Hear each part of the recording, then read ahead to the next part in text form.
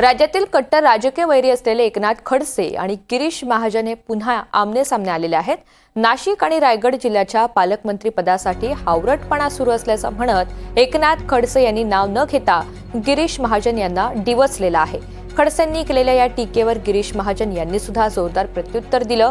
खडसेंचा हावरटपणा हा त्यांच्या अंगाशी आलाय असा पलटवार महाजन यांनी केला।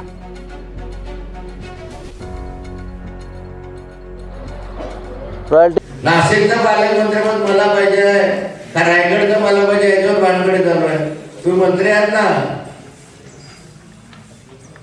तेवढं मंत्री केला तेवढा पुरे आहे ना। पालकमंत्री पण कशाला पाहिजे तर या जिल्ह्याला कशाला पाहिजे। हा हावरटपणा, लोचटपणा, अथरटपणा कशासाठी पाहिजे? खरं ना का मंत्री म्हणून उभा महाराष्ट्र तुम्हाला काम करायला मोकळा आहे ना, पण कुछ तो है। त्यांना अधिकार आहे का हावरटपणावर बोलण्याचा? त्यांचा हावरटपणा जोरानुसार आलेला आहे ना।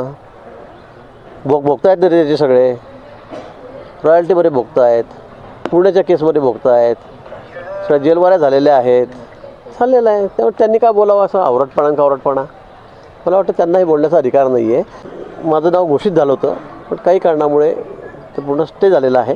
मला वाटतं पक्षाला जर योग्य वाटत असेल तर तो योग्य निर्णय करतील, पण यांना काय कोणी सांगितलं हावरटपणा? तुमचा हावरटपणा लोकांनी बघितलेला आहे आणि त्यामुळे तुमची अवस्था काय झाली आहे बघा ना तुम्ही। आज कुठे गेलात तुम्ही?